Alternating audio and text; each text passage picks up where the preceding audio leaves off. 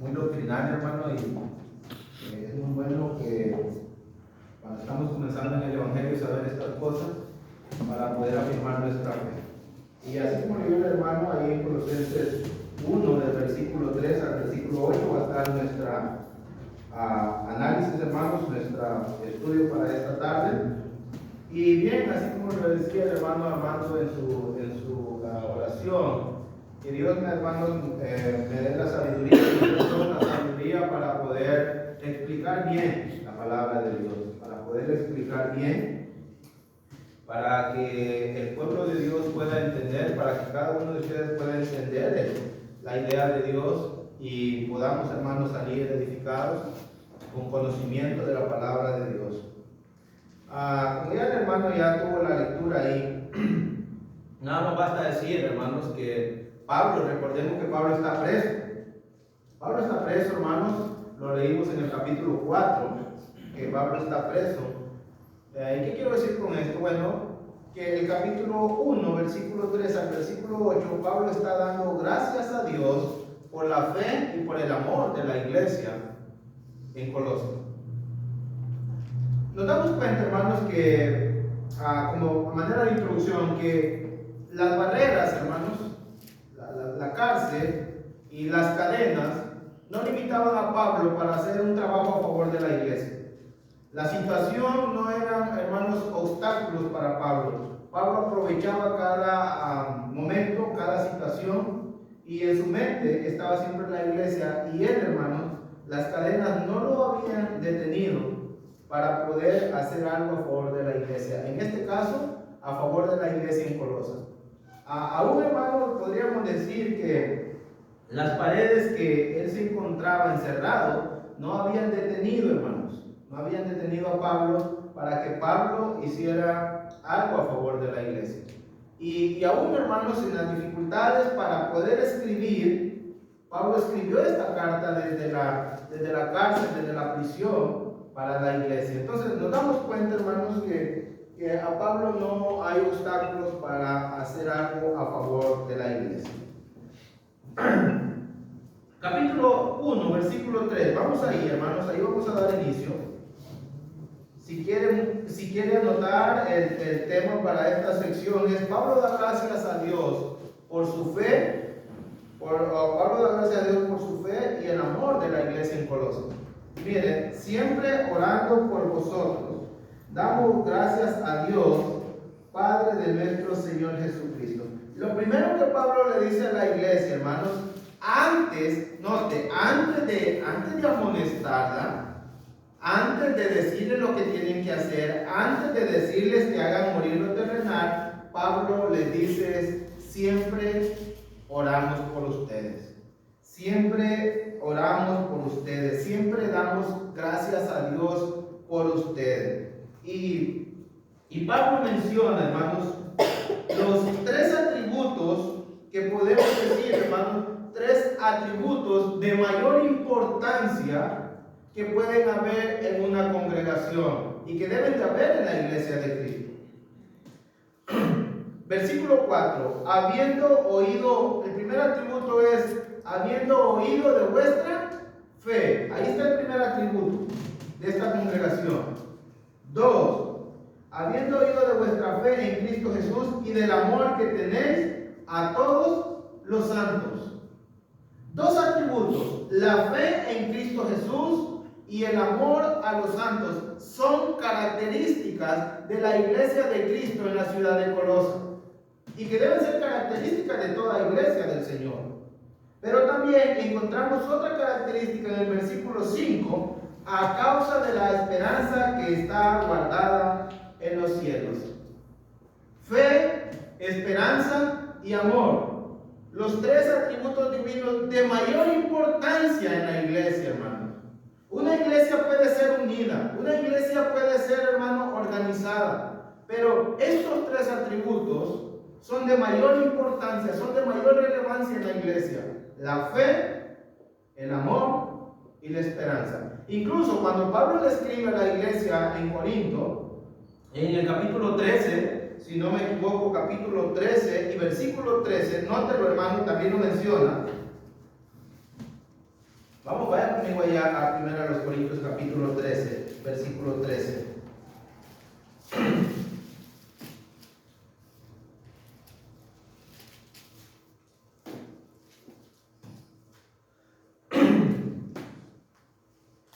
Y ahora permanecen la fe, la esperanza y el amor. Estos tres, pero el mayor de ellos es el amor. Hermanos, este es el triángulo y hermanos, son las características de una iglesia de Cristo.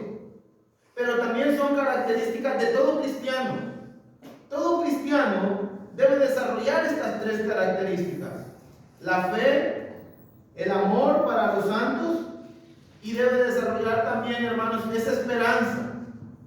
Y Pablo está hablando de esa importancia en la vida cristiana, hermanos. Es importante.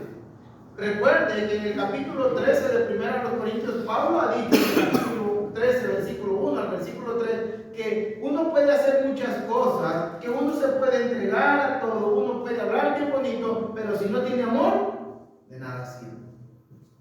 Y vamos a decir algo acerca de ese amor cuando lleguemos al punto. Entonces, hermanos, esas tres características caracterizaban a la iglesia de Cristo en Colosa: la fe, el amor para los santos, porque dice, y del amor que tenéis a todos los santos. No era un amor imparcial, no era un amor a unos sí y a otros no. No es que con unos me llevo sí y con otros no. Era amor para todos los santos. Y también, hermanos, vemos ahí la esperanza. Primero, hermanos, pues vamos a Colosenses 1, 3 y 4. 1, 4 vamos a ir. Habiendo oído de vuestra fe. Epafras visitó a Pablo, hermanos, en la cárcel. Y Epafras, como predicador de la iglesia de Cristo en Colosa, le habló a Pablo acerca de la fe de la iglesia de Cristo que estaba en Colosa. Y fe, hermanos, esa fe, está hablando Pablo, es una fe en Cristo, porque dice, habiendo oído de vuestra fe en Cristo Jesús. Recordemos, hermanos, que fe es hablar de las verdades que Cristo nos ha dejado. Ciertas verdades reveladas en la palabra acerca de Cristo. Pero la fe también, hermanos, es la obediencia. No solamente saber acerca de esas verdades, sino que es la obediencia a esas verdades reveladas. Y también fe es la confianza en esas verdades reveladas. Entonces la iglesia de Cristo, hermanos, conocía las verdades reveladas en Cristo, las obedecía y las creía, confiaba en ellas. Confiaba en ellos. Entonces, no solamente se trata de saber acerca de Cristo. No solamente se trata de saber acerca de las verdades reveladas acerca de Cristo, sino que también se trata de ser obediente a esas verdades, y se trata también, hermanos, de confiar en esas verdades reveladas en Cristo Jesús. Los colosenses, nuestros hermanos en Colosa, eran caracterizados porque, hermanos, confiaban, obedecían y creían en las verdades reveladas en Cristo Jesús. Y notamos, hermanos, y del amor que tenéis a todos los santos. La palabra amor, ágape, es una palabra especial, hermano, porque no se trata de sentimientos, no se trata de emociones. Cuando hablamos del amor de Dios, se trata del amor de la decisión, se trata del amor del sufrimiento. No es un sentimiento, no es algo que yo siento, no. Es algo que usted decide. Porque el amor de Dios mostrado en Cristo Jesús fue algo que Dios decidió enviar a su Hijo Jesucristo. Y es el amor del sufrimiento, es el amor del sacrificio. Porque incluso cuando leemos 1 Corintios capítulo 13, versículo 4 en adelante, donde estábamos ahorita, nos damos cuenta, hermanos, si usted y yo podemos leer algunas cosas. Mire, 1 Corintios, note las características del amor. Cuando Dios habla del amor, note de las características del amor, hermano. ¿Cómo lo caracteriza? ¿Cómo lo muestra Dios el amor a través de su palabra? Capítulo 13, versículo 3. versículo 4 hasta el versículo 8, al principio. Alguien que lo pueda leer, para que nos veamos, hermanos, las características del amor. Alguien que lo pueda leer. Y si repartiese todos mis bienes para dar de comer a los pobres, y si entregase mi cuerpo para ser quemado, y no tengo amor, de nada me sirve. El amor es sufrido, es benigno, el amor no tiene envidia, el amor no es jactancioso, no se envanece, no hace nada indebido, no busca lo suyo, no se irrita, no guarda rencor, no se goza de la injusticia, mas se goza de la verdad. Todo lo sufre, todo lo cree, todo lo espera, todo lo soporta. El amor nunca deja de ser. Hasta ahí, hermano, está bien. Si hiciéramos una exégesis, hermano, nos daríamos cuenta que Pablo del 1 al 3, versículo 1 al 3, habló de que si no se hacen las cosas con amor, de nada sirve. Y cuando leemos del 4 en adelante, va a decir qué es el amor. Realmente Pablo va a dar, hermanos, la mayor enseñanza acerca de qué es el amor. Y dice que el amor es sufrido. El amor es benigno. El amor no tiene envidia. El amor no es jactancioso. El amor no se envanece. El amor no hace nada indebido. El amor no busca lo suyo. El amor no se irrita. El amor no guarda rencor. El amor no se goza de la injusticia. El amor se goza de la verdad. El amor todo lo sufre, el amor todo lo cree, el amor todo lo espera, el amor todo lo soporta. El amor nunca deja de ser. Hermano, cuando hablamos de un sentimiento, cuando usted siente una atracción por alguien, eso muchas veces se acaba.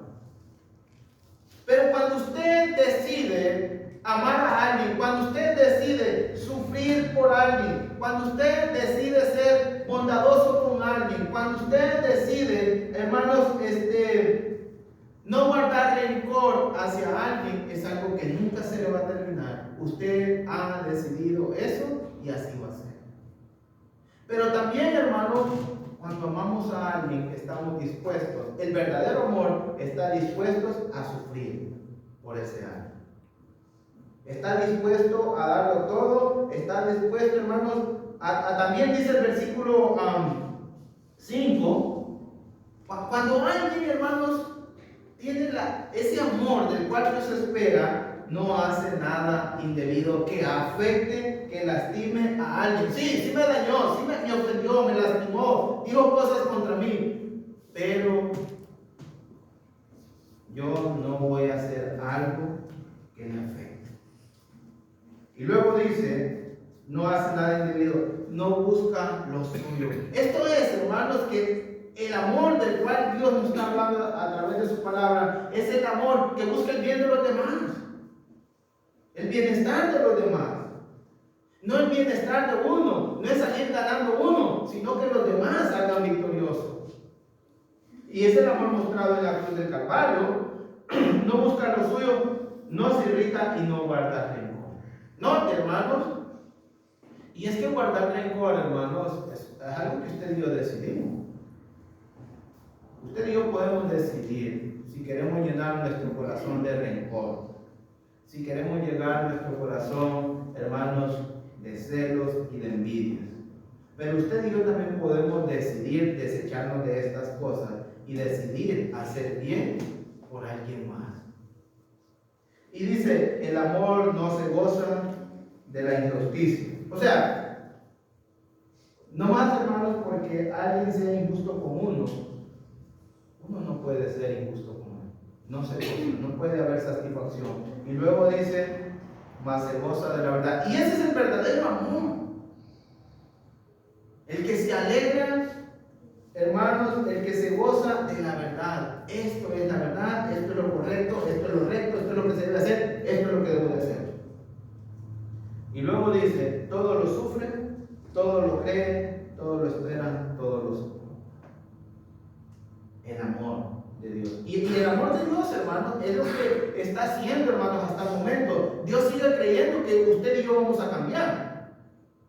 Dios sigue creyendo en nosotros. Él confió en nosotros, Él depositó su confianza en nosotros y Él sigue creyendo, hermanos.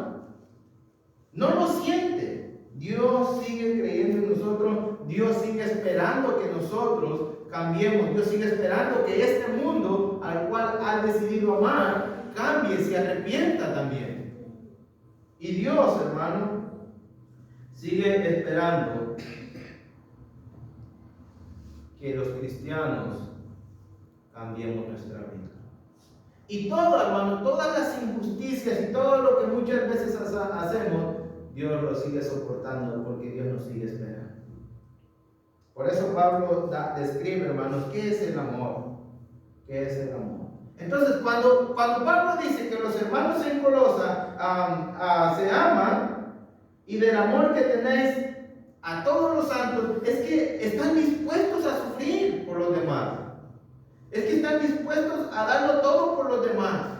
No están diciendo, es que sienten un sentimiento. No, es que han decidido servirlos, es que han decidido ayudarlos, es que han decidido no guardar rencor con ellos, es que han decidido confiar en ellos, han seguido creyendo en ellos, en todos los santos.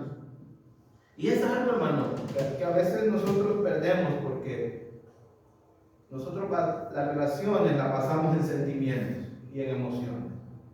Y los cristianos no tienen que basar sus relaciones en sentimientos ni en emociones.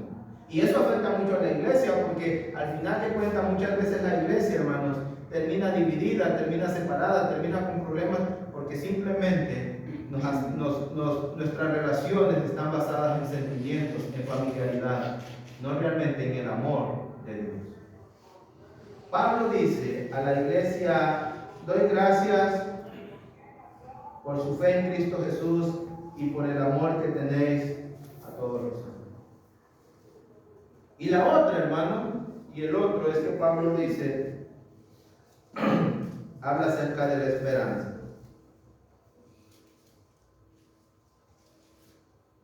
¿Qué causa? ¿Qué es lo que causa? ¿Qué es lo que lleva al hombre, al ser humano,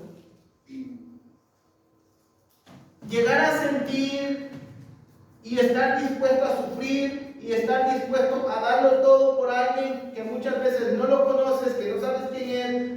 ¿Qué es lo que hace posible que entre los cristianos sean bondadosos, se ayuden mutuamente, no se guarden rencor, que se crea y que se siga confiando en ellos? ¿Cuál es la causa? ¿Qué es lo que causa esa? ¿Y qué es lo que causa esa fe en Cristo Jesús? ¿Cuál es la semilla? Mira lo que dice el versículo 5. A causa de la esperanza que os está guardada en los cielos. El efecto que hace el evangelio en la vida de la persona. ¿Qué es lo que causa que los cristianos crean en las verdades de Cristo? ¿Qué es lo que hace que ellos confíen y obedezcan a Cristo? ¿Qué es lo que causa que ellos se amen unos a otros? Que sientan amor, que estén dispuestos a sacrificarse. Según el versículo 5, dice: a causa de la esperanza que está guardada. Hermano, para nuestros hermanos más jóvenes, incluso Rosy es una hermana joven, hay una esperanza. La esperanza no es que Cancún, Acapulco, ¿no? Que Acapulco se reconstruya. Esa no es la esperanza del cristiano. La esperanza no es que Obrador va a mandar 61 millones de pesos. Esa no es la esperanza. La esperanza no es que las cosas van a cambiar. La esperanza no es que las guerras se van a parar allá en el Medio Oriente. No. Pablo dice a la iglesia, y dice la palabra de Dios en el versículo 5, a causa de la esperanza que os está guardada. ¿A dónde? Hay una esperanza guardada en los cielos. Si tú lees el capítulo 1, versículo 27, nota, léelo conmigo.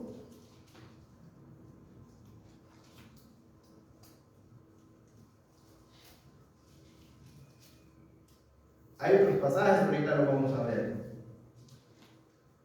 A quienes Dios quiso dar a conocer la riqueza de la gloria de este misterio entre los gentiles, que es Cristo en vosotros la esperanza. La esperanza de gloria, la esperanza de un día estar en la gloria eterna, la esperanza del cristiano de estar en el cielo un día, está en Cristo Jesús. Saber que un día Cristo va a venir por segunda vez y va a venir por su iglesia. La esperanza de todo cristiano es una esperanza celestial. Por eso Pedro dijo que los del mundo no entienden por qué nosotros no corremos con ellos en ese mundo de disolución y de maldad. Hermano, porque nosotros no esperamos que las cosas mejoren aquí. Nosotros estamos esperando a Cristo.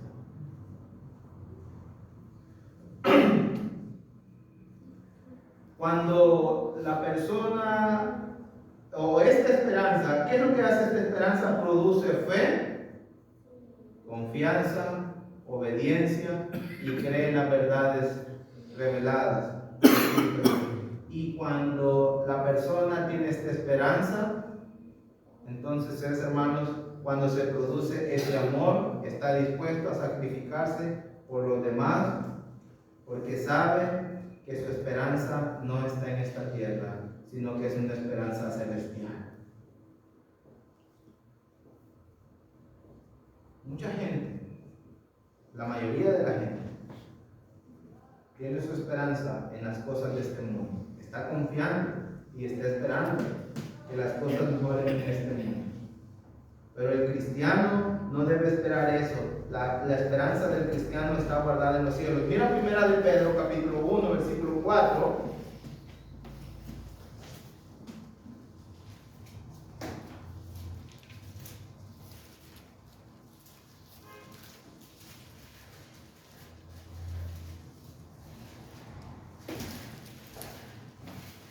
Primera de Pedro 1, 4.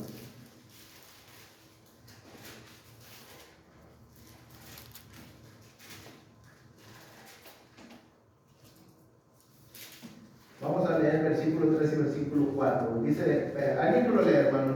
Bendito es Dios y Padre de nuestro Señor Jesucristo, que según su grande misericordia nos hizo renacer para una esperanza viva, por la resurrección de Cristo de los muertos. Versículo 4. Para una herencia incorruptible,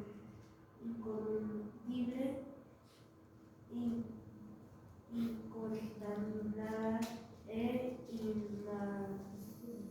inaccesible, reservada en los cielos para vosotros. ¿Ok? Fuimos, hermanos, dice el apóstol Pedro, que según la misericordia de Dios nos hizo renacer. O sea, la palabra renacer aquí tiene la idea de que ahora nosotros hemos nacido de nuevo en Cristo Jesús. Hemos sido renacidos con un propósito para una esperanza viva por la resurrección de Jesucristo de los muertos. ¿Y cuál es esa esperanza? Dice el versículo 4, para una herencia incorruptible, incontaminada e inmarcesible, reservada en los cielos para vosotros, que sois guardados por el poder de Dios mediante la fe para alcanzar la salvación que está preparada para ser manifestada en el tiempo postrero. ¿Cuál es esa, hermano, esperanza y cuál es esa herencia? Note lo que dice el versículo 5. Bueno, la herencia, la esperanza, la herencia es incorruptible. Y esa herencia es incontaminada. No se puede contaminar, no se puede deshacer y es inmarcesible. Y está reservada en los cielos. Es una herencia guardada, hermano. El lugar donde está es un lugar seguro. Es herencia que los cristianos van a recibir. Porque dice Pedro, reservado en los cielos para vosotros o para ustedes. Que sois guardados, los cristianos, los cristianos son guardados por el poder de Dios mediante la fe. El medio por el cual Dios nos guarda y el poder de Dios, la fe, para alcanzar, ahí está la esperanza, para alcanzar la salvación, que está preparada para ser manifestada en el tiempo postrero. La esperanza que tenemos, hermano, es que un día Cristo va a venir y nosotros seremos salvos y seremos llevados al cielo. Y cuando en nuestra mente, en nuestro corazón está esa esperanza y sabemos y estamos seguros y confiamos en esa esperanza, confiamos en esa herencia, confiamos, esperamos la segunda venida de Cristo, entonces en el corazón del cristiano se produce fe, confianza, obediencia, pero también en el corazón del cristiano produce amor. Está dispuesto a sufrir, está dispuesto a darlo todo por amor. Eso es lo que hace la esperanza, hermano. Así es que, hermano, el Señor Jesucristo diría en Mateo capítulo 7, ¿no? Versículo, por ahí por el versículo 21 y versículo 23, que al versículo 19 al 21, que no hay que, no, 6, 19 al 21, que no hay que ponerlos las cosas en las cosas de aquí de esta tierra, que no hay que guardar aquí, que no hay que hacer tesoros aquí en la tierra. Y está hablando de los tesoros materiales, hermanos. Porque, hermanos, mucha gente está preocupada por hacer tesoros aquí en la tierra, pero no está preocupada por la esperanza, no está preocupada por ir al cielo. Y entonces confían en sus tesoros terrenales y están haciendo y están construyendo, y en un abrir y cerrar de ojos en una noche se acabó todo. Qué tristeza, hermano, trabajar tanto y que al final de una noche se haya acabado. Por eso el Señor Jesucristo estaba diciendo, hermanos, que no hagáis tesoros en la tierra, donde el orín y la polilla corrompen y comen, sino hacer los tesoros en el cielo. La esperanza de todo cristiano no es tener casas lujosas. Si esa es su esperanza, está mal enfocada su esperanza. Si su esperanza es casas lujosas, carros, está mal puesta, está mal enfocada su esperanza. La esperanza de los cristianos está reservada en los cielos. Ellos esperan que Cristo un día va a venir. Y puede ser hoy, puede ser mañana. Y eso es lo que nosotros debemos, hermanos, saber, de que nuestra esperanza no está en este mundo. Usted y yo vamos a pasar de este mundo. Y nuestra esperanza está en el cielo.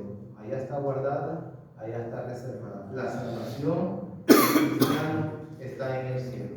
Y Pablo le está diciendo que a causa de la esperanza, volvamos a Colosenses, que os está guardada en el cielo. Los colosenses habían hecho de este que estamos hablando, ellos lo habían hecho una verdad en su vida, lo creían. Sus ojos estaban puestos en las cosas celestiales. Y eso había hecho, hermanos, que produciera en ellos fe y amor. Porque ellos sabían que su destino estaba en el cielo.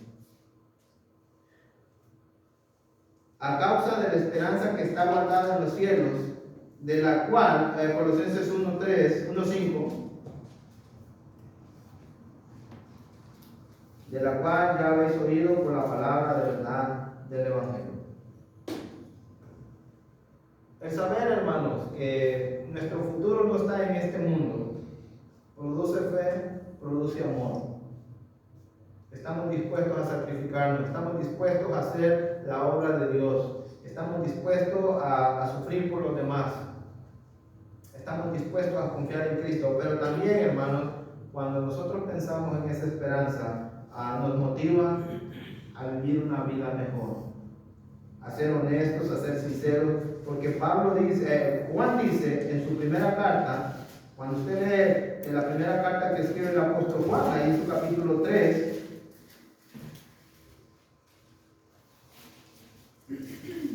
versículo 2 al versículo 3, está hablando de esta esperanza, de la cual ya estamos hablando, hermano. Los cristianos, Pedro diría que somos peregrinos y extranjeros. Nosotros en cualquier momento debemos de saber que Cristo va a venir. Y Juan dice, mire, capítulo 3, su primera carta, capítulo 3, versículo, amados, ahora somos hijos de Dios y aún no se ha manifestado lo que hemos de ser, pero sabemos que cuando Él se manifieste, Cristo en su segunda venida, seremos semejantes a Él porque le veremos tal como Él es. Y todo aquel que tiene esta esperanza, ¿cuál esperanza? De un día ver venir al Señor, de un día saber que Cristo va a venir, el que tiene la esperanza, el que vive esperando a Cristo, y todo aquel que tiene esta esperanza en Él, se purifica a sí mismo como Él es puro. Entonces, cuando el cristiano piensa que Cristo va a venir y él piensa en la segunda venida y piensa en esa esperanza que tiene de que un día va a regresar su Salvador, que está ahí en el cielo, ¿qué es lo que hace? Cada día va mejorando su vida. Dice que se purifica a sí mismo. Esto quiere decir que cada día está haciendo esfuerzos por limpiar su vida, por llevar una vida mejor delante de Dios, por limpiar su vida, por purificar su vida, por ser mejor persona, por ser mejor padre, por ser mejor hijo, por ser mejor cristiano. Pero Juan dice, se purifica a sí mismo, así como Cristo es puro. ¿Qué quiere decir? Que cada día, cuando nosotros hacemos nuestra esta esperanza, cada día nosotros queremos hacer los cambios en nuestra vida para parecernos cada día más a Cristo. Hermanos, ese es el punto principal. Por eso muchas veces no hay cambios en nuestras vidas, porque no pensamos, no tenemos esta esperanza. Y hermanos, no esperamos la segunda venida de Cristo. Por eso ni nos preparamos muchas veces. Por eso ni pensamos, hermanos, en el cielo. Y Pablo le está diciendo a la iglesia de Colosa, a causa de la esperanza que os está guardada en los cielos. Allá está nuestra esperanza en los cielos, hermanos. Allá está nuestra esperanza. Yo le pregunto, ¿dónde están puestos sus ojos? ¿Dónde están puestos mis ojos? ¿En las cosas de este mundo? ¿Aquí? ¿Empezar que por buscar las cosas de esta vida vamos a ser felices? No, hermano, estas cosas son pasajeras. Estas son cosas pasajeras. Y las de este mundo, aquí se van a quedar.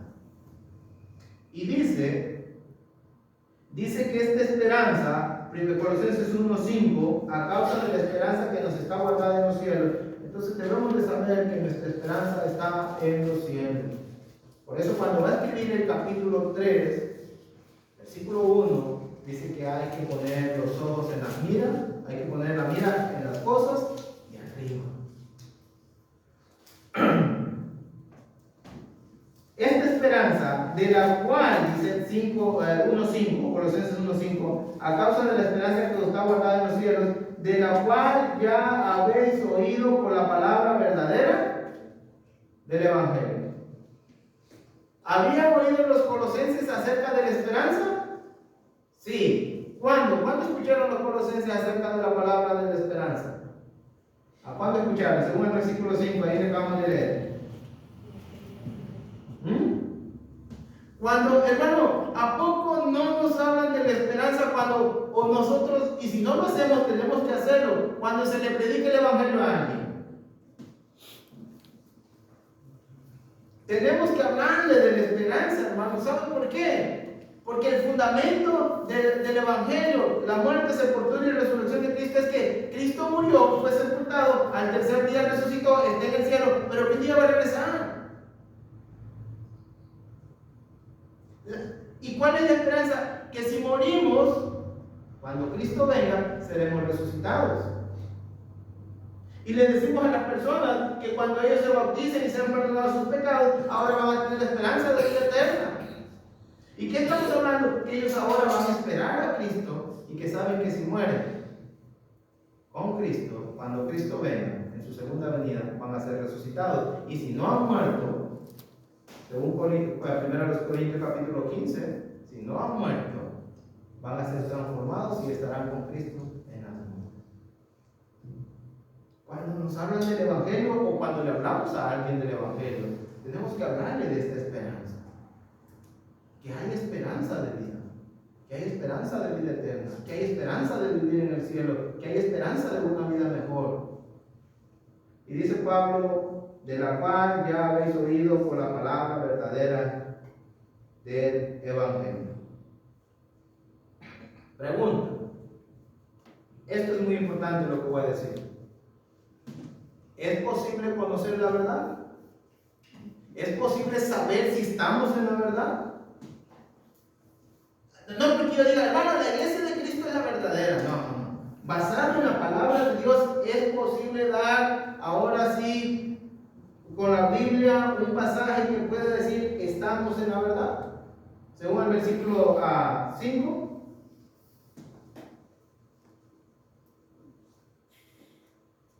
Mira el 5 lo que dice lo que acabamos de leer. De la cual ya habéis oído por la palabra verdadera. ¿Cuál es la palabra verdadera?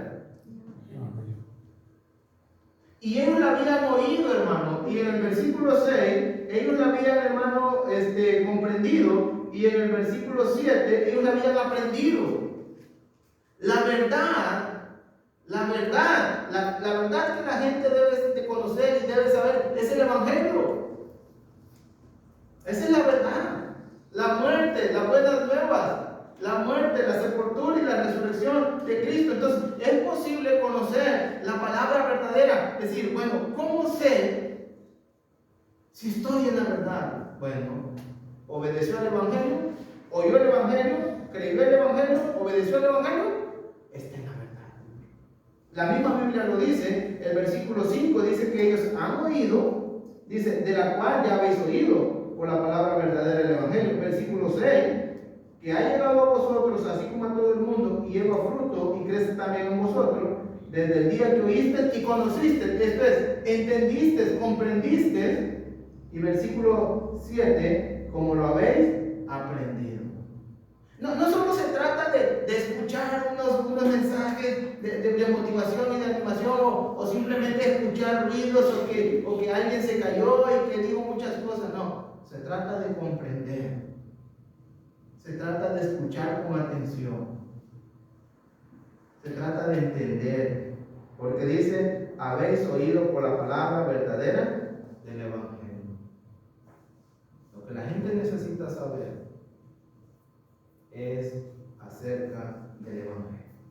Los colosenses habían oído el Evangelio, lo habían conocido y lo habían aprendido, el Evangelio. Por eso, hermanos, la iglesia de Cristo, todos nosotros tenemos que estar seguros que estamos en la verdad, porque nosotros oímos el Evangelio, creímos en el Evangelio y obedecimos al Evangelio. Creímos en el sacrificio de Cristo Jesús, obedecimos a ese sacrificio y ahora permanecemos en ese sacrificio de Cristo Jesús. Eso es lo que tiene que afirmar nuestra fe, que estamos en la verdad. Es posible conocer la palabra. Incluso, hermanos, hay otros textos como Efesios capítulo 1 que habla que el Evangelio es la palabra de verdad. Entonces, la gente afuera están enseñando cosas a la gente acerca de la salvación y acerca del cielo, pero no le hablan del Evangelio. Y eso es lo que a los colosenses, hermanos, a los hermanos en Colosa, los llevaba a estar seguros que estaban en la verdad porque habían obedecido a la palabra verdadera del Evangelio. Toda persona que obedece ese Evangelio de Jesucristo está en la verdad.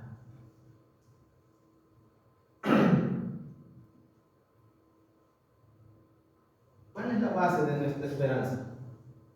¿Por qué llegamos a tener esa esperanza de ir al cielo? ¿Qué nos dice? ¿Qué nos asegura que vamos a ir al cielo? ¿Qué nos asegura esa esperanza celestial? ¿Quién nos asegura? Según el versículo 5. Cuando Cristo resucitó, ¿a dónde fue, hermanos? Lo voy a tratar Cuando Cristo resucitó, ¿a dónde fue? Después de que estuvo su tiempo aquí en la tierra. Cuando Hechos capítulo 1 y dice que ascendió, ¿a dónde fue Cristo? Hermano, esa es la esperanza de nosotros, de haber creído en la resurrección de Jesucristo, de haber creído en el Evangelio de Él, que así como Cristo fue al cielo, así nosotros también un día vamos a ir al cielo. Esa Esa es nuestra esperanza.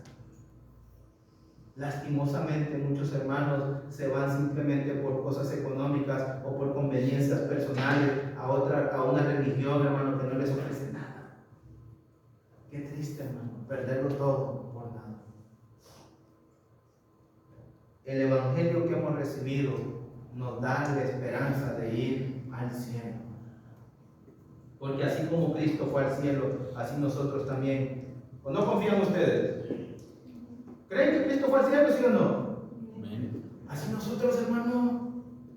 Si Cristo fue al cielo, dijo Pablo, si no, en nada estamos. Lo que predicamos es en vano, vana es nuestra fe. Así que comamos y bebamos porque mañana moriremos.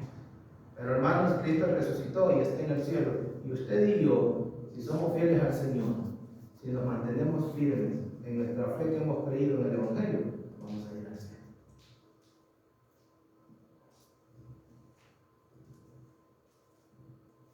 Y es una cualidad del Evangelio, la palabra verdadera. Quiere decir, hermanos, que en su esencia el Evangelio es verdad, es una realidad. Se puede confiar en el Evangelio de nuestro Señor Jesucristo. Se puede confiar en esa doctrina que nos enseña la palabra de Dios acerca de la muerte, sepultura y resurrección de Cristo. Pero también para los que no son cristianos, están viviendo sin esperanza. Y si Cristo viene en esta noche, déjeme decirle, usted no va a ir al cielo. Usted no va a ir al cielo, lamentablemente. Hay otro lugar preparado para el diablo y sus ángeles, para aquellos que no creen en Cristo, para aquellos que no creen en este Evangelio, para los que no han confiado en este Evangelio, para aquellos que no han querido obedecer a este Evangelio. Hay otro lugar que los está esperando, un lugar de sufrimiento, un lugar de tormento. Y nos damos cuenta, hermanos, entonces, y miren, hermanos, vamos a ir al versículo 6.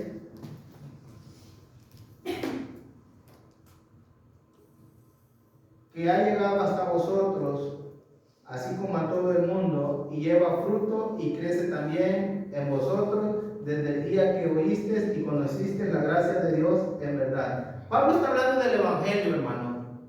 Pablo está hablando, céntricamente el punto es el Evangelio. Y Pablo dice que ha llegado a ustedes, le dice, así como a todo el mundo. ¿Y qué hace el Evangelio? Noten, hermanos, ¿cómo Pablo presenta el Evangelio? Dice que el Evangelio lleva fruto y crece también.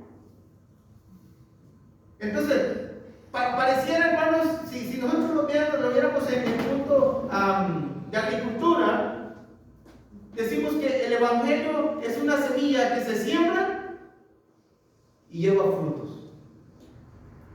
Entonces, es una característica natural, crece, fructifica y lleva frutos, hermanos, el Evangelio.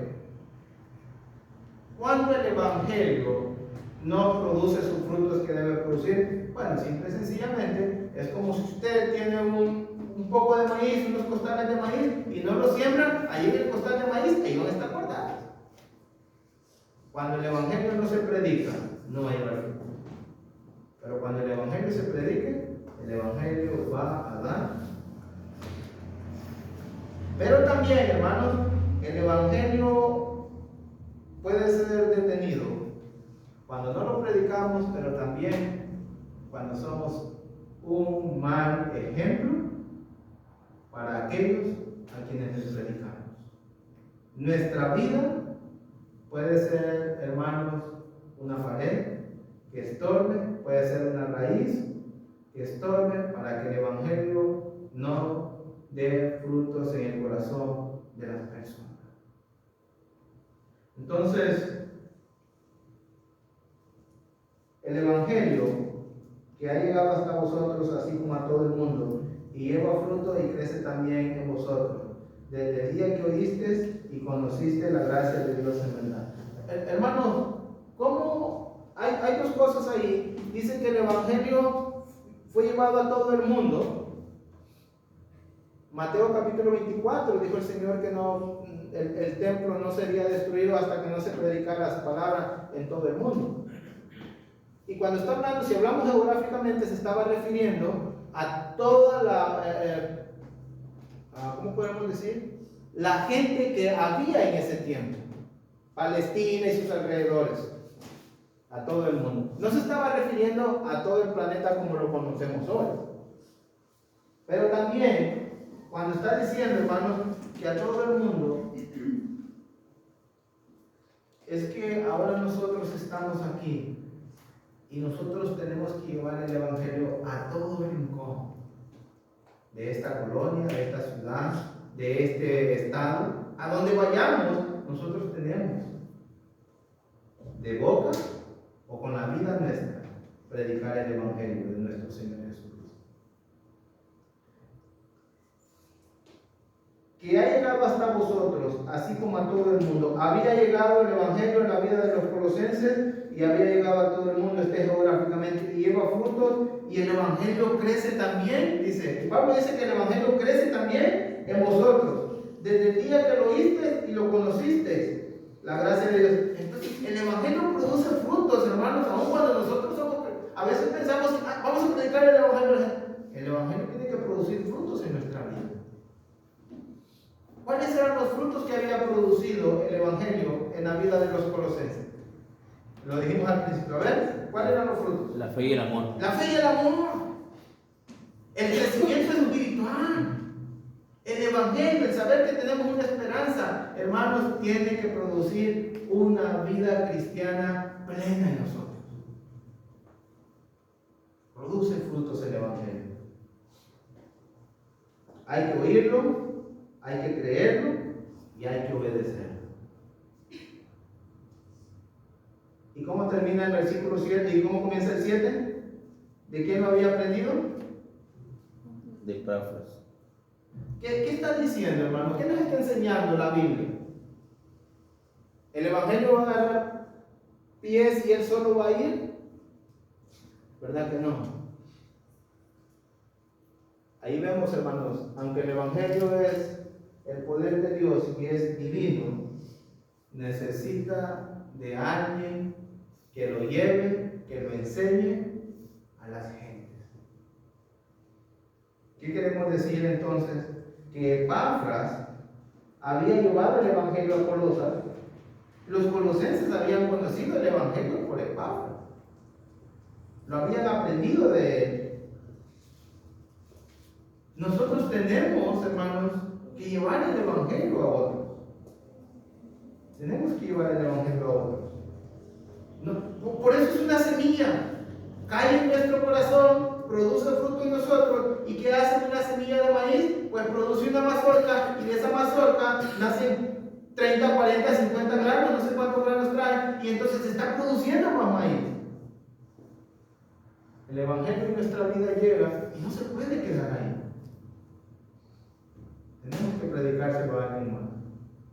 Y es como hermanos, el evangelio da frutos. Y también dice, como lo habéis aprendido de Epafras, esto para nosotros, hermanos, los varones, aunque algunos tal vez no tenemos un liderazgo en la iglesia, un ministerio, pero este es un principio para nosotros los varones. Miren lo que dice, para todo cristiano, pero especialmente los varones, como lo habéis aprendido de Epafras, nuestro consiervo amado, que es un fiel ministro. Pregunta, ¿se puede confiar en Epafras? Claro. La iglesia tiene que confiar en Rubén, tiene que confiar en Jorge, tiene que confiar en Antonio, tiene que confiar en mi papá, tiene que confiar en mí, porque somos ministros fieles. Ministros que, hermanos, servimos a Dios. La palabra ministro en la carta a los Colosenses quiere decir siervo. Siervos en cual la iglesia tiene que confiar, no porque la iglesia a la fuerza, sino que nosotros debemos ser esas personas que le tenemos que dar esa confianza porque somos honestos, porque somos reales, porque vivimos para la iglesia. Ministros fieles de Cristo para vosotros, que es un fiel ministro de Cristo. Así que, hermanos, nuestra vida, Dani, tiene que cambiar. Que la iglesia se sienta segura en nuestras manos. Que la iglesia no se siente insegura. Que cada oveja de este rebaño se se sienta seguro con sus pastores, con sus predicadores, con sus servidores. Nosotros tenemos que ser honestos, tenemos que ser confiables y que la iglesia vea que somos ministros fieles, que no andamos a medias, que no mentimos, que no hacemos las cosas ocultamente, que somos transparentes. Y termina diciendo la palabra de Dios en el versículo 8, quien también nos ha declarado de vuestro amor en el Espíritu. Note, hermanos, llegamos al final de esta acción de gracia de Pablo y habla de la tercera persona de la Trinidad. Los colosenses se aman en el Espíritu. ¿Saben por qué, hermano? Porque el único que puede hacer que se produzca un verdadero amor, sincero, genuino, dispuesto a todo, es el Espíritu Santo que mora dentro de nosotros. Tres cosas de esta parte, hermano, que vamos a dejarlo ahí. Tres cosas. ¿Qué es lo que Pablo hace? Vamos a aprender de Pablo y lo aplicamos a nosotros. ¿Qué es lo que Pablo está haciendo? ¿Comenzó qué? Dando gracias por los hermanos. ¿Qué tenemos que hacer nosotros en nuestras oraciones? Orar por nuestros hermanos. Por eso nuestras relaciones deben de ser buenas.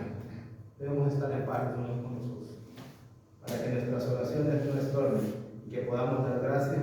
Si un hermano está creciendo, si un hermano está avanzando, si un hermano lo vemos que está siendo fiel, gracias a Dios por este hermano. Pero también, hermano, lo que Pablo nos dice, esta congregación tiene estos tres atributos. Tenemos que trabajar, hermano, y que el Evangelio haya efecto en nuestras vidas, para que la iglesia en reserva sea una iglesia, hermano, con fe, esperanza y amor. Y por último, no pongamos nuestra mirada en las cosas de este mundo. Estas son pasajeras. Hay que poner y invertir nuestro tiempo en las cosas que sí son eternas, que valen la pena, que es nuestra esperanza, que nos está guardada en los cielos. Vamos a orar en esta tarde, hermanos, cuando vayamos a dormir. Démosle gracias a Dios por nuestros hermanos. Démosle gracias a Dios por la fe. Démosle gracias a Dios por el amor que otros sienten por nosotros y por lo que nosotros sentimos en el sentido de no de un sentimiento, sino que hemos decidido, hermanos, amar a otros hermanos. Amén. Esos tres atributos divinos caracterizan una iglesia. Si una congregación tiene estos tres atributos divinos, va por el buen camino. Si una congregación, si un cristiano en lo personal está lleno de estos tres atributos, fe, esperanza y amor, ya la hizo. Dios les bendiga.